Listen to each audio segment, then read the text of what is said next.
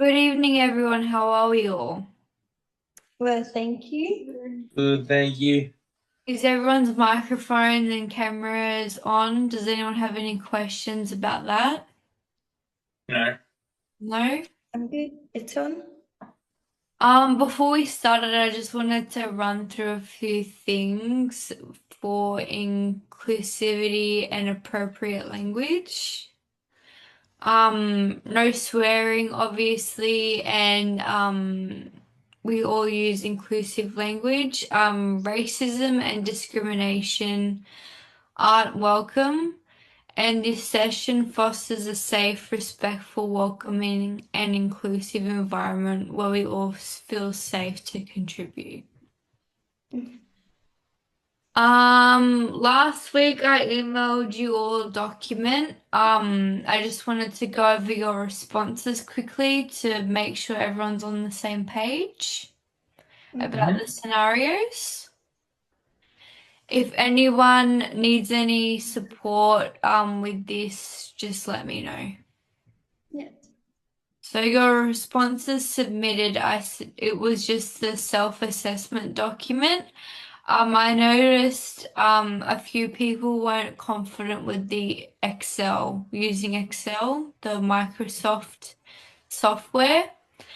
So we just won't use that during this lesson, and I'll be able to support you with that in an in-person class if we ever need to use that.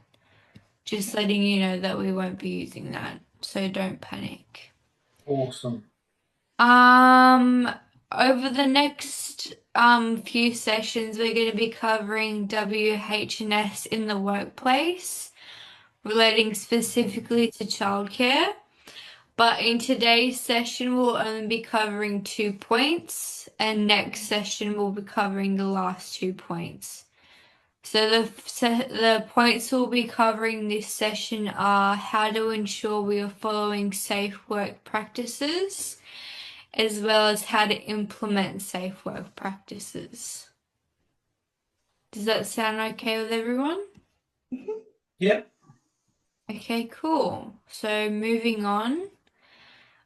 So following safe work practices. Does anyone know what some safe work practices might be for children or for educators? Both are fine. Making sure that you are lifting like the correct weight. And so it's like you're not going to lift up a lounge by yourself. Yeah, that's definitely one. Anyone else? Making sure that the children have a safe environment to play in, and also learning, as well as having a safe environment for the educators as well to teach and to be there for the kids That's as well. right. So in childcare, work health and safety can be as simple as just making sure there's no toys on the floor. And it can also extend to, like, as Ali said, lifting heavy things on your own and always making sure that chemical cupboards are locked. So WH&S has kind of like Hmm. lower and higher priorities. Obviously, if the cupboard's unlocked and the floor's covered in toys, you're gonna go for the cupboard first rather than picking up the toys. Yeah. Of course. Everyone's cool with that? Yep. Cool. So next is identifying existing and potential hazards in the workplace. And kind of just the steps that you would go through when seeing a hazard. There's 3 steps. The first step would be obviously to identify the hazard. The second step is how to report the hazard. And then the third step is recording the hazard. So, for an example, if you saw, say, a chemical cupboard being left open in a room full of children, identifying the hazard is the chemical cupboard's unlocked. And then the second part would be reporting it. So who do you think you would report that to? Do you think you'd write it down and then tell someone kind of thing? Yeah? Mm. Yeah. You would record that either online or on paper, depending on the center. So you'd record it and then no, sorry, you'd report it and then you would record it. So you would tell like your manager, hey, just letting you know the cupboard was left open, and then you would record that. So if it was to happen again, there's a written record of, hey, this room's left the cupboard open 3 times. We need to have a discussion about it. Mhm. So that's how you would identify existing and potential hazards. Hmm. And the last one for this point is follow workplace emergency procedures. So in childcare or any business really, there's evacuation and there's lockdown. So can someone give me an example as to why you might evacuate a center? You'd evacuate if there's like a fire Mhm. or a chemical leak that causes the area to be closed off, maybe to the kids and everything like that, and you have to evacuate the building. That's right. Smoke as well could be another big thing.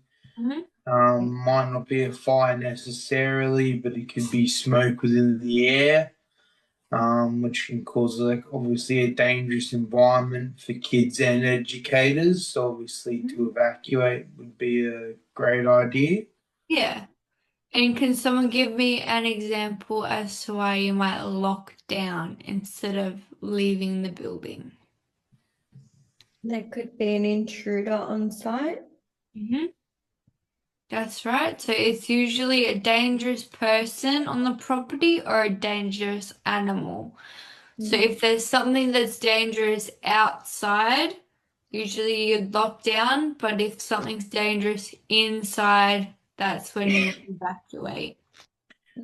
I do have a question, Hmm. Brittany. Sorry.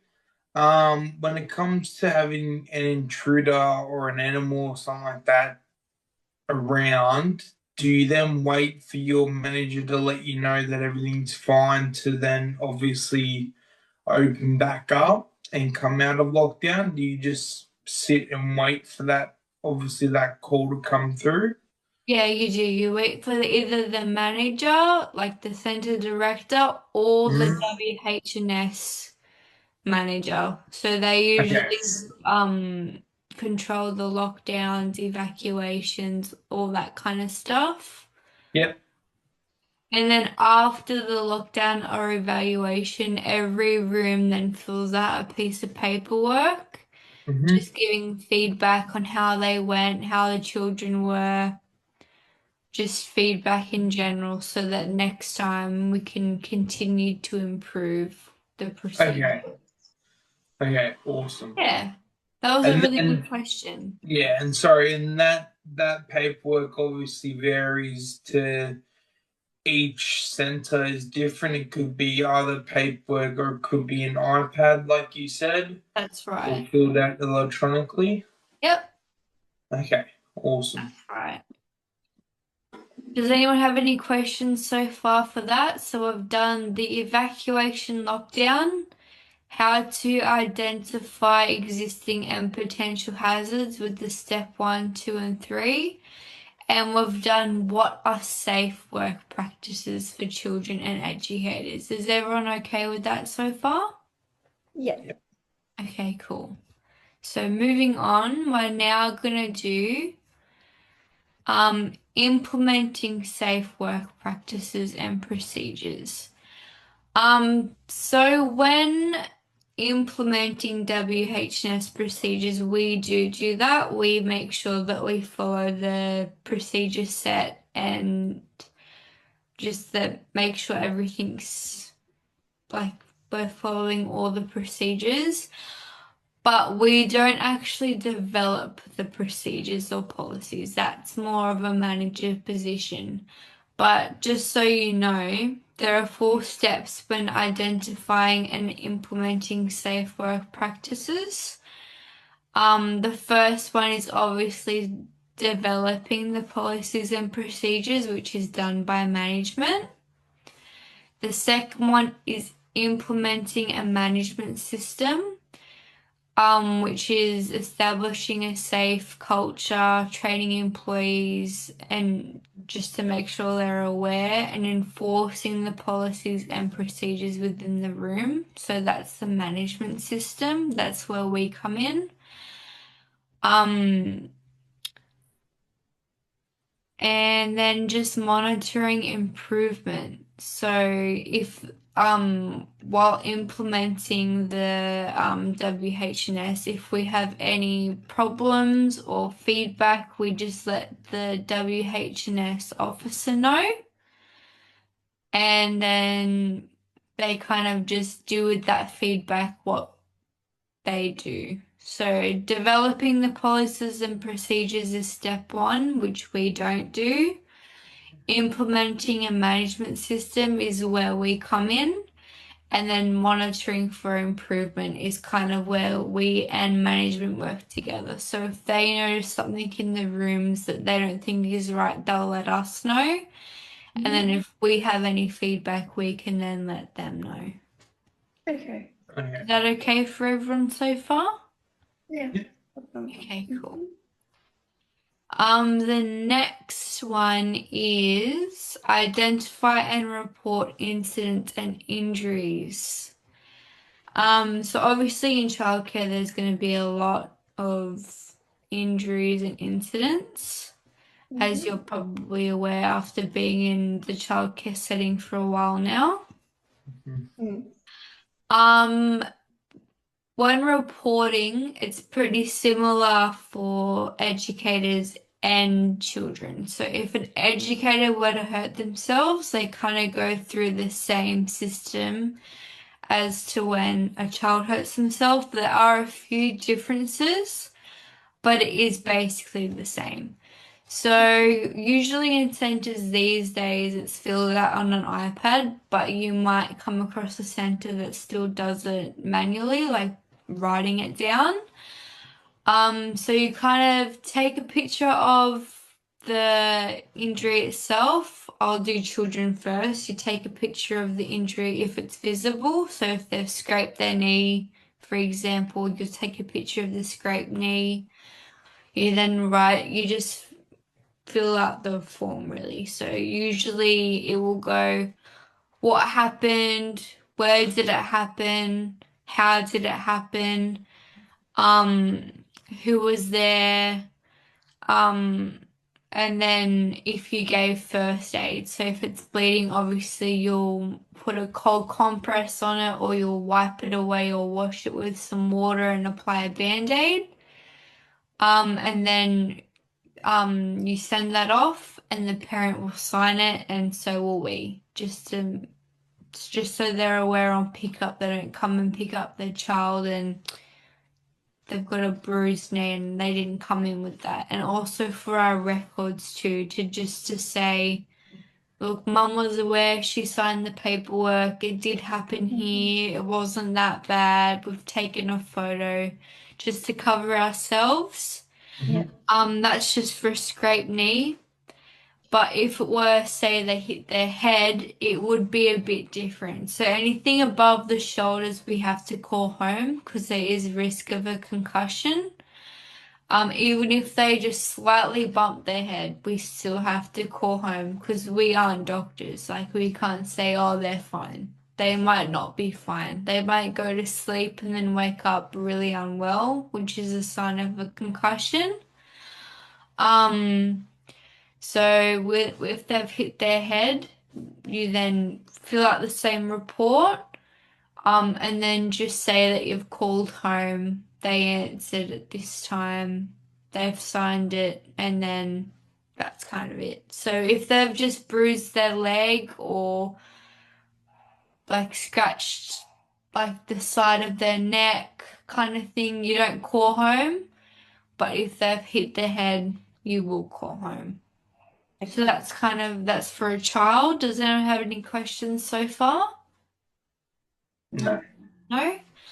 And for an educator, if an educator were to hurt themselves, they follow the same procedure. So they fill out the report, they let the manager know that they've hurt themselves, they've taken a photo, and the report must be made within 24 hours. So if they've hurt themselves at work, say at 10 a.m., and then during that night it started to really hurt, and then they go to fill out a report the next day at 10 a.m., they can't then do that because that's outside of the 24-hour window.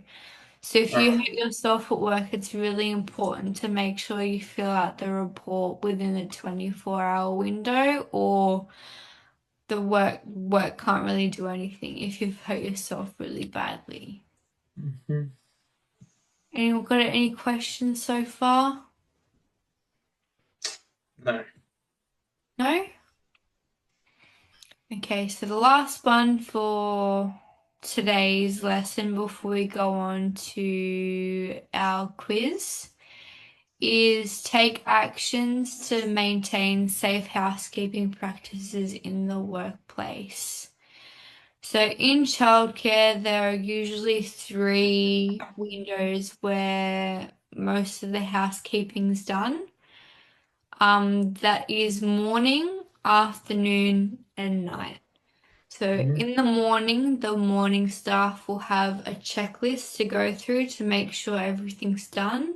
So like laundry, making sure the doors are unlocked, the windows are unlocked, the lights are on. The laundry from the day before is being put away. Just kind of making sure everything from the day before or the night before is done, and if it's not done, doing it and then kind of recording it saying, hey, last night this and this didn't get done. So morning staff don't really do that much because that's obviously when the children are starting to come in. There's not enough time to mop floors and things, so that's usually done the night before. The afternoon period is when the children are asleep. So when they're sleeping, we'll kind of reset indoor and outdoor environments to make sure there's engaging experiences for all the children when they wake up. We'll mop the floors, we'll clean up after lunch, we'll do any washing we need to. We'll make sure the nappy area, if you're in a room with children in nappies, all the nappies are restocked, the wipes are there. And yeah, just kind of do any housekeeping things you need to do to make sure that the afternoon runs smoothly. And then in the night time is when most of the cleaning is done. So the children have started to go home. You might have 10 to 20 left in the centre with 5 to 10 educators. Obviously, you don't need all of them in the room with you, so they'll go off and make sure the laundry's done and put away. The floors are mopped, the foyer's clean, outside's packed away and in the shed, ready for the next day. All the doors are locked, all the lights that can be turned off are turned off, and then it would then flow into the next day. So morning staff would open the blinds, turn the lights on. It's kind of just like a flowing effect. So morning, afternoon, and night is when the centre's cleaned the most for housekeeping. Does anyone have any questions so far? No, that's all pretty straightforward. Yeah? Mm. So I'll just go over all that again, just really quickly to make sure everyone's on the same page before we move on to the Kahoot quiz. So following safe work practices, does anyone have an example of what a safe work practice for either a child or an educator would be? Yeah, it'd be like you said, keeping chemicals locked away from the kids, making sure cupboards are closed, Toys are picked up, the work area is clean and neat for whenever the kids want to play and all that, making sure everything's done. And obviously, like you said, there's certain levels or priorities to what has to be done first.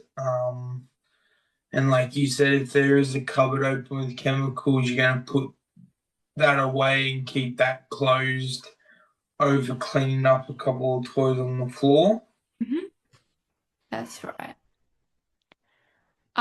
Next is identifying existing and potential hazards in the workplace. So the steps, the identify, report, and record.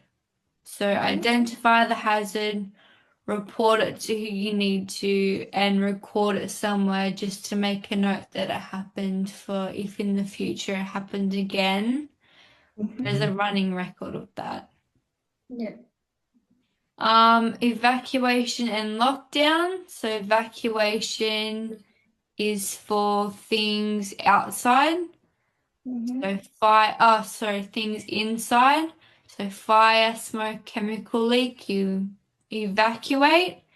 Lockdown is where you stay in if there's a dangerous animal like a snake or a dog or a dangerous person that shouldn't be there is on the property. You lock down. Mm-hmm. Implement safe work procedures. So develop a policy and procedure. We don't do that. Implement the policies and procedures. We do that. And monitor for improvement. We do that. We help the WHS officer by giving feedback or passing on any feedback that might have been given by parents.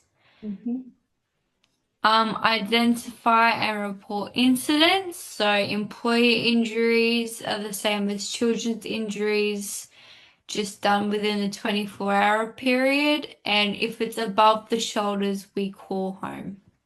Yeah. And like I said before, housekeeping is done morning, afternoon, and night. Yeah. Is that pretty clear for everyone? Yeah. Yeah. Okay, cool. So we're just gonna do a quick Kahoot based off of that.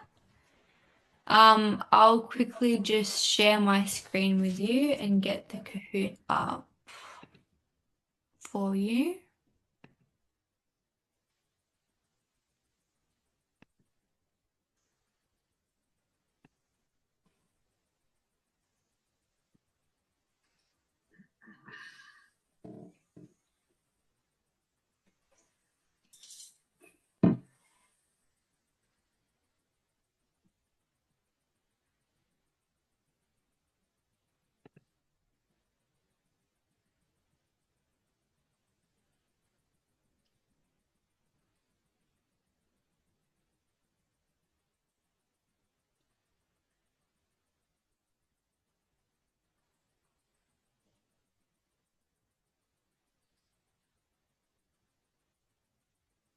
Can you see that now?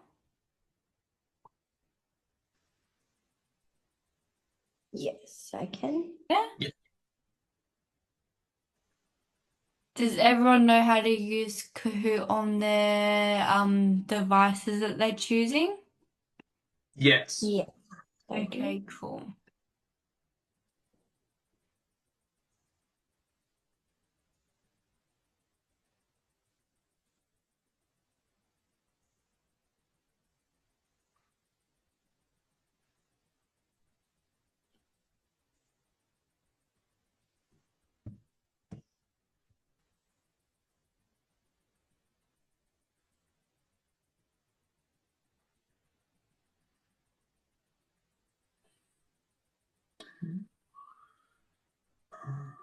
Does anyone need help?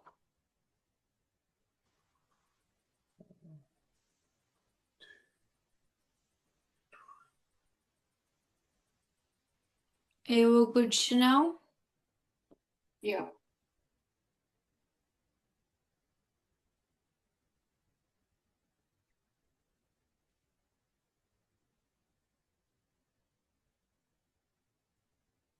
Okay, cool. I'll start. Are we all ready?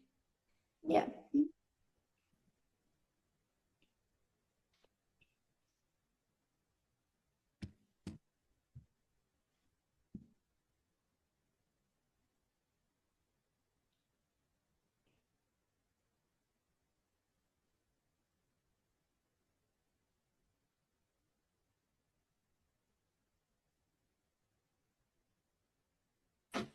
There's 3 right answers.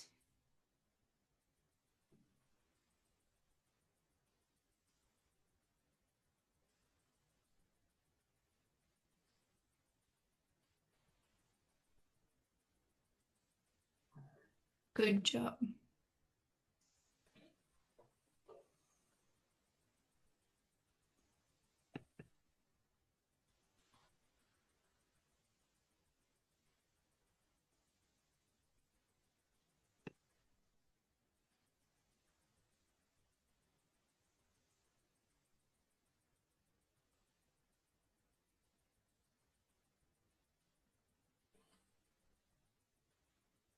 Oh no, I did the wrong one.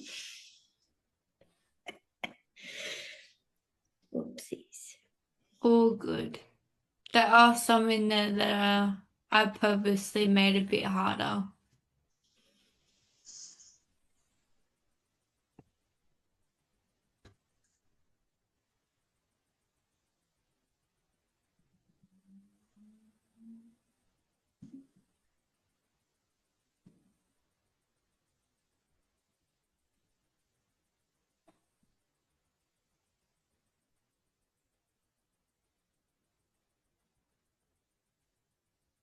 Very good.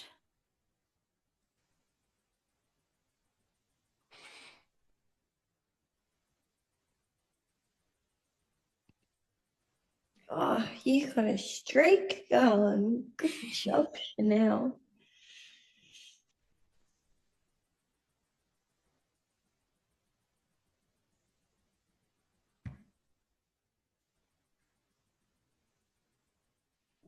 So which one's incorrect? No, I didn't read.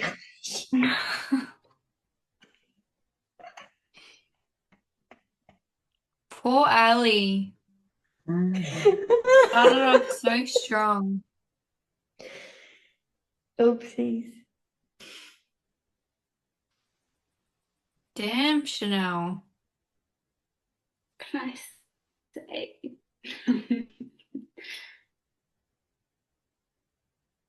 So which of the following would not require an incident report?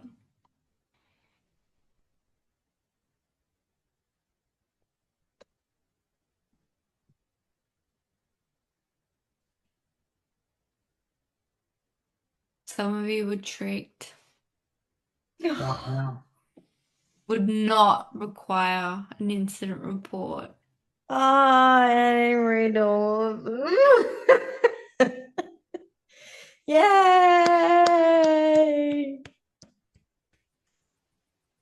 Yay, Thomas! Thank you, thank you. Yay, Chanel. Well Yay, done, Chanel. Chanel!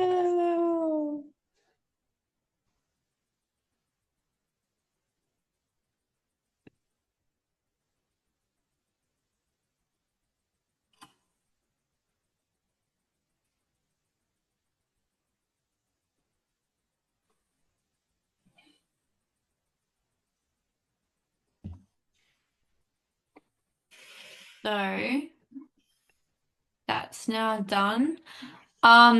Before we go, I'm just gonna get you all to download the worksheet that we're gonna need tomorrow. So I emailed that to you. Before I leave, I just want to make sure we've all downloaded that so that no one has any trouble doing that.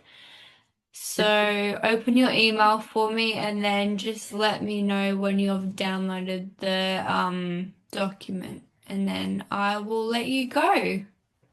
Yeah. The participate in work health and safety, is that the one, Britt? That's right. Perfect, I have it. Yeah, I have it too. Chanel, you have it? Yeah. Okay, cool.